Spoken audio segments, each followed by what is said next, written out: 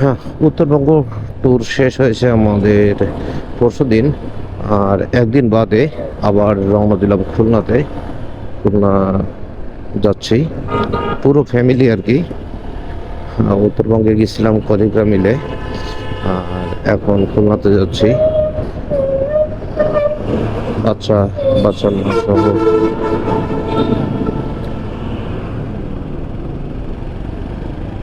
তো রওনা দিতে দিতে দেরি হয়ে গেল, এখন বাজে 9টা 19। আসলে 7টা বা 7টার আগে রওনা দিলে হয়তো এই জ্যামটা আমাকে পেতে হতো না, কারণ এই জ্যামে অনেকটা টাইম নষ্ট হয়ে যাবে। কিন্তু কি জানি, কয়দিন বাইক টাইক চালায় একটু মনে ছিল সকালবেলা যেন একটু রেস্ট নিই, যে কারণে লেট হয়ে গেছে। আর আরেকটা কারণ আছে, উত্তরবঙ্গের সব ফুটেজগুলো হার্ড ড্রাইভে নিয়ে মেমোরি টেমোরিগুলো ফাঁকা করলাম, এটা একটা কাজ ছিল সকালবেলা। তো যাই হোক, রওনা দিলাম আর কি। এই মুহূর্তে আছি হাতিঝিল। যথেষ্ট জ্যাম আছে রাস্তায়, তারপরেও থেমে থেমে চলতেছি আর কি। তো মেন রোড থেকে হাতিঝিলে ঢুকে পড়লাম ওই জ্যামের কারণেই।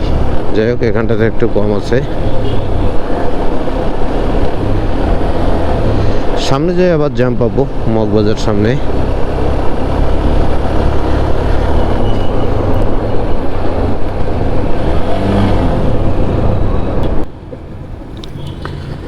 হ্যাঁ, এটা মগবাজার। আর এখানটাতে ফ্লাইওভারের নিচ দিয়ে পেন্টিং করা আছে, সৌন্দর্য বর্ধন প্লাস রিক্সা পেইন্টটাকে আবার ওয়াল পেইন্টে তুলে ধরা আর কি। রিক্সা পেইন্টটা আমাদের ইউনেস্কো কর্তৃক স্বীকৃতি পেয়েছে। আর ঢাকা শহর রঙিন করার কাজে এই পেইন্টিংটাই ইউজ করেছে আর কি। ভালো উদ্যোগ নিঃসন্দেহে।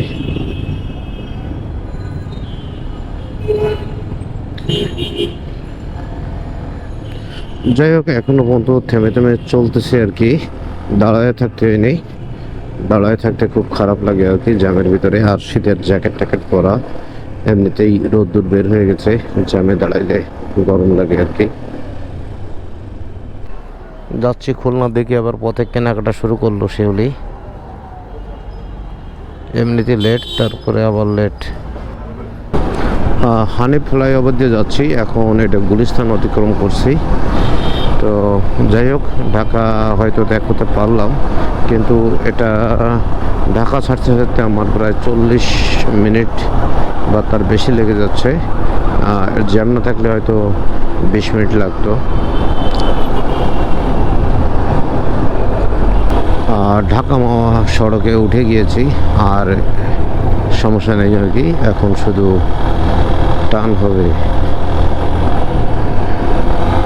মানে আর কোনো যানজটে পড়বো না, কারণ এ রাস্তায় এরকমই পাওয়া যায়, যেরকম দেখা যাচ্ছে একেবারে মসৃণ ফ্রি, এরকমটাই পাওয়া যাবে।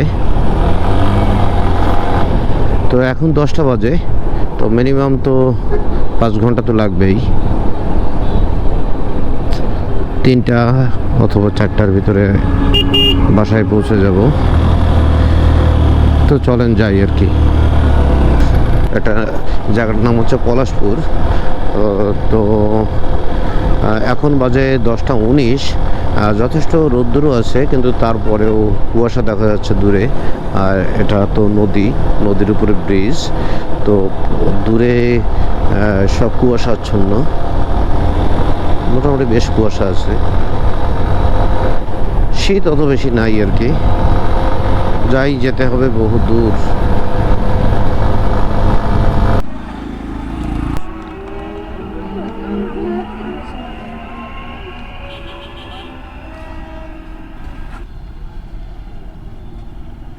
দিবা একটু আমাকে, আমার গলা আটকে একটু চিপস দাও।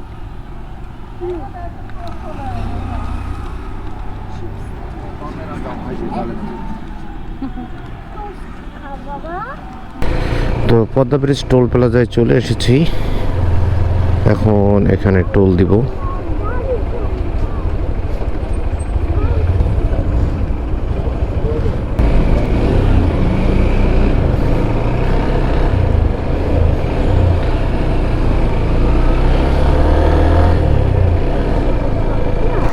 এখানে কিছু ইলিশ মাছের মেটালিক ভাস্কর্য করা আছে আর কি। এগুলো যেহেতু সামনে পদ্মা নদী, পদ্মা নদীর ইলিশ বিখ্যাত আর কি, সুস্বাদু, সেই হিসেবে এখানে ইলিশের ভাস্কর্য করা আছে। আর সামনে এখানে ছিল হচ্ছে বঙ্গবন্ধু আর শেখ হাসিনার মুরাল, সেটা উঠাই ফেলা হয়েছে আর কি। আর নিচে জামদানির যে ডিজাইনটা ছিল সেটা আছে।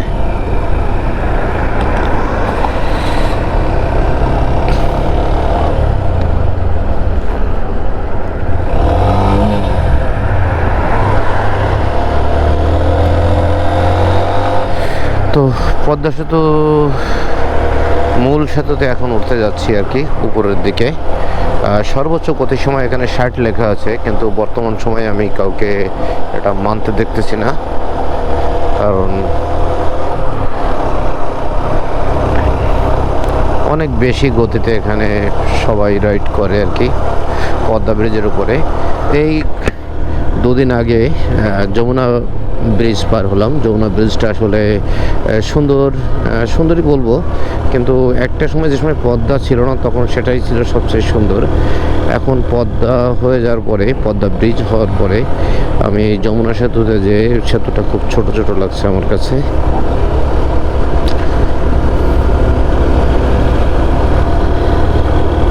তো এখানে যতবারই আসি ততবারই ক্যামেরা ওপেন করি। আমি এই ব্রিজটা বেশি ইউজ করি, কারণ আমার বাড়ি খুলনা, থাকি ঢাকাতে, এই জন্য আমার ঢাকা খুলনা যাতায়াতও বেশি। আর এই ব্রিজটা যখন থেকে নির্মাণ কাজ চলতেছিল তখন থেকেই টুকটাক ছবি ভিডিও আসলে করা হয়। আর এখন তো এর উপর দিয়ে রাইড করে যাচ্ছি। যতবারই আসি ততবারই নতুন করে ভালো লাগে, নতুন করে ভাবতেও ভালো লাগে যে এই ঘাটে কত লেট হইতো, আর এখন মাত্র 5-6 মিনিটে, সর্বোচ্চ 7 মিনিটই লাগে এই ব্রিজটা পার হইতে। তো সেজন্য আসলে একটু বেশি ভালো লাগে।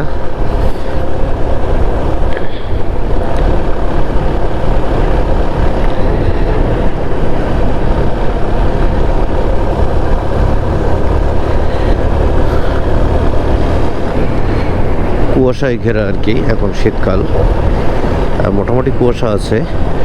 আর পদ্মা নদীর মাঝে যে চর জেগেছে, চরে আবার এখানে দেখতে চাষাবাদ করা মনে হয়।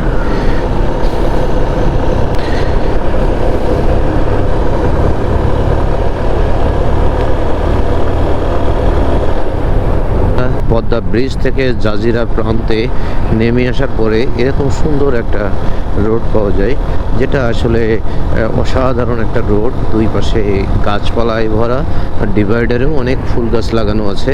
সব মিলে একটা অসাধারণ লুকস। যদিও এখন শীতকাল, রুক্ষ ব্যাপার স্যাপার, তারপরেও এখানে সবুজের সমারোহ।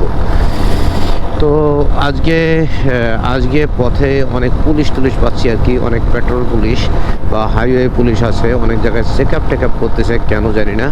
কারণ 5-7 দিন ধরে বাইক চালালাম উত্তরবঙ্গে, হাতে গোনা 2জন কি 1জন পুলিশের সাথে এরকম দেখা হয়েছে, আর কোনো সারা রাস্তায় কোনো পুলিশ নাই। তবে আজকে এই পদ্মা ব্রিজ পার হয়ে খুলনাতে যাচ্ছি। আজকে হচ্ছে 23/12/2024। তো আজকের দিনে বেশ আবার পুলিশের সরব উপস্থিতি দেখতেছি আর কি হাইওয়েতে। তো যাই হোক, সেটা নিঃসন্দেহে ভালো, কারণ পুলিশ না থাকলে আসলে নিরাপত্তাহীনতায় ভুগতে হয়। পুলিশ থাকাটাই ভালো, এবং তারা সুন্দরভাবে যদি দায়িত্ব পালন করে তাহলেই জনমনে স্বস্তি ফিরে আসবে আর কি।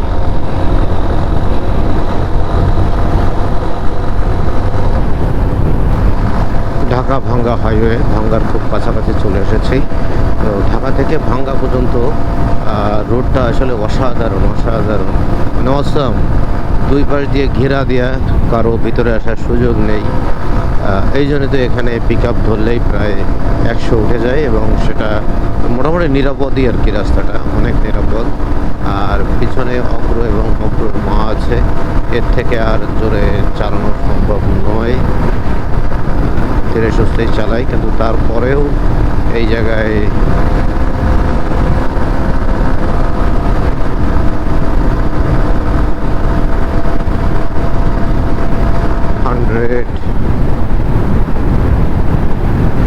পথে অনেক পুলিশ আজকে। কি ব্যাপার, এত পুলিশের কারণ কি? পুলিশ তো পথে ঘাটে খুঁজেই পাওয়া যায় না এখন। আর এখন পুলিশ প্রায় মাঝে মাঝে পুলিশ দেখা যাচ্ছে। কি হয়েছে আই ডোন্ট নো। জাতির পিতা হজরত ইব্রাহিম মহাসড়ক নাম পাল্টে গেছে আর কি রাস্তার। আগে ছিল বঙ্গবন্ধু সড়ক। বরিশাল গেলে বামে চলে যেতে হবে, খুলনা হচ্ছে সোজা। আমরা খুলনা যাব, আমরা সোজা যাব। এটা হচ্ছে ভাঙ্গা গোল চত্বর।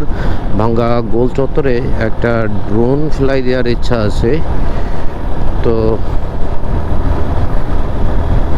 দেখুন পাখির চোখে ভাঙ্গা গোল চত্বর।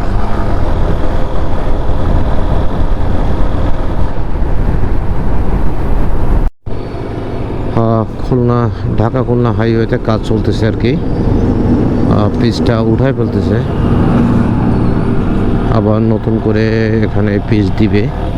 আমি তো এই টেনশনে ছিলাম আর কি। শেখ হাসিনা তো 5 তারিখে পতন হয়ে গেল। এখন ঢাকা খুলনা বা গোপালগঞ্জের যে রোডটা, এটা ঠিক মতো মেরামত হবে কিনা।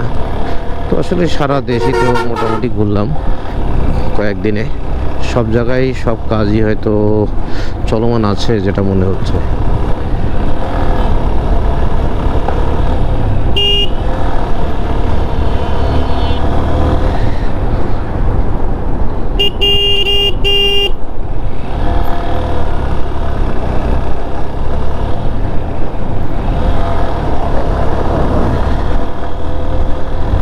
রোডটা এরকম থাকলে ভালো লাগে যে দুই পাশে বিশাল বিশাল গাছ, মাঝখান দিয়ে যাচ্ছে, ছায়া থাকে।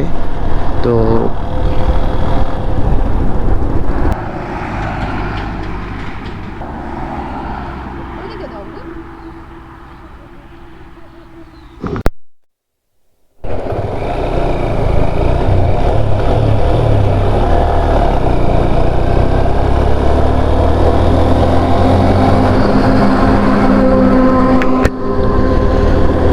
গোপালগঞ্জ অতিক্রম করে আসলাম, আর 40-42 কিলোমিটার আছে। এখন বাজে 2:36। আমরা মাঝে আবার একটু রেস্ট নিয়েছি, একটু ড্রোন ফ্লাই দিলাম, তাতে একটু সময় নষ্ট হয়েছে আর কি। রাস্তাঘাটে একই যানবাহন, এই যে মেড ইন বাংলাদেশ যানবাহন। এত ধোঁয়া, এত কালো ধোঁয়া, পরিবেশ দূষণ। এগুলো রাস্তায় চলাচলের যতদূর জানি যে অনুমতিও নাই।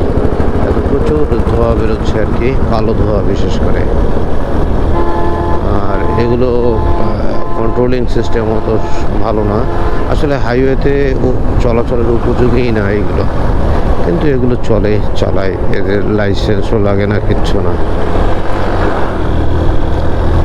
যাই হোক, আমরা আস্তে আস্তে খুলনার দিকে এগিয়ে চলেছি। আর রোদ্দুর কিছুটা আমাদের মাথার উপরে, সামনের দিকে। তো রোদ্দুরটা গাছের পাতার উপরে পড়ে কিছু কিছু পাতার কালার এত বেশি গ্রিনিশ লাগতেছে যে আসলে দেখতে অনেকটা সোনালি সোনালি লাগতেছে, বেশ সুন্দর লাগতেছে। দুই পাশে গাছ, মাঝখান দিয়ে বাইক চালিয়ে যাচ্ছি, মাথার উপরে রোদ্দুর।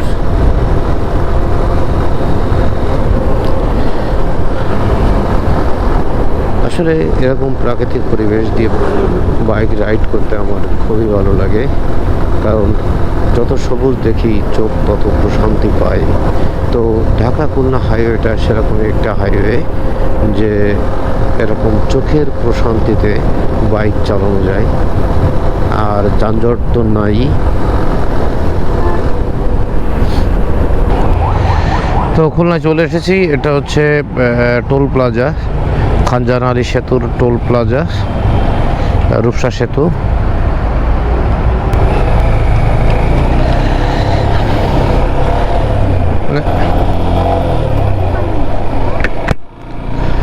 চলে এসেছি খুলনা ছেটিতে। মানে এই ব্রিজটা পার হইলেই, রূপসা ব্রিজটা পার হইলেই ওই পার হচ্ছে খুলনা সিটি। তো এখন সোজা যাব বাড়িতে, তারপর আবার ব্যাক করে ছেটিতে আসবো আর কি। ব্যাগ ট্যাগ রেখে একটু মার্কেটে যাব।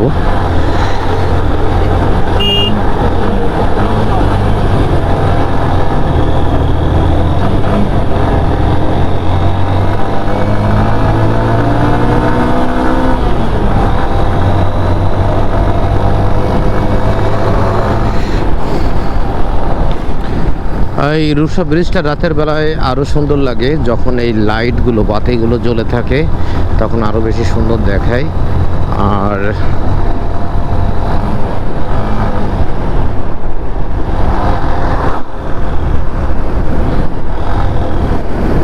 দূরে কুয়াশা কুয়াশা লাগতেছে, বিকেল হয়ে গিয়েছে, 3:35 বাজে। আর এই মুহূর্তে আছি খুলনা সিটিতে, মানে খুলনা খানজাহান আলী সেতুর উপর বা রূপসা সেতুর উপর আছি, একেবারে মিডিলে। এই এখন সেতু থেকে নামতে যাচ্ছি। তো বাড়ি আর বেশি দূর নেই আমাদের, বাড়িতে যাব। বাড়িতে যাওয়ার পর ব্যাগটাকে রেখে আবার একটু খুলনা শহরে আসব। তো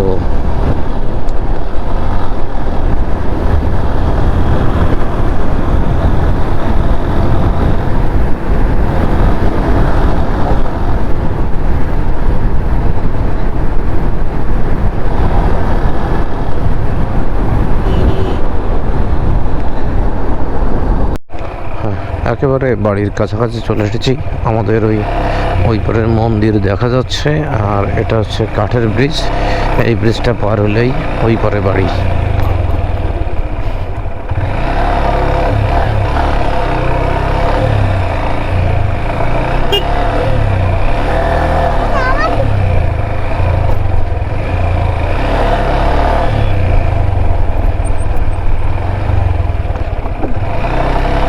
হ্যাঁ, বাড়ি দেখা যাচ্ছে দূরে।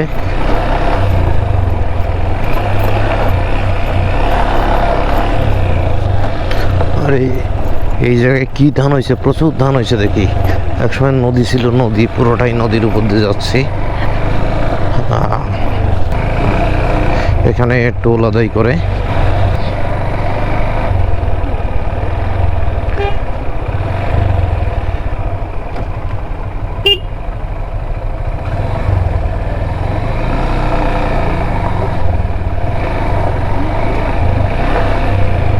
চলে এসেছি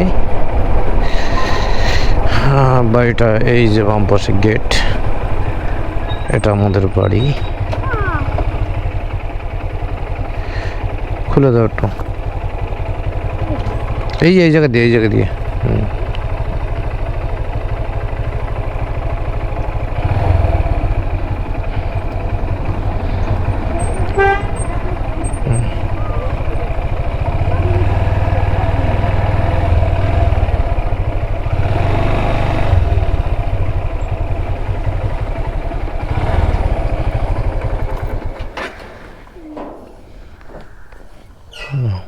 ওরে বাবারে, বলে কেটা তোমার সেই গণেশ ঠাকুর খিদে টিদে লাগেনি? বাড়ি নিয়ে আসো, বাড়ি নিয়ে আসো গণেশ ঠাকুর।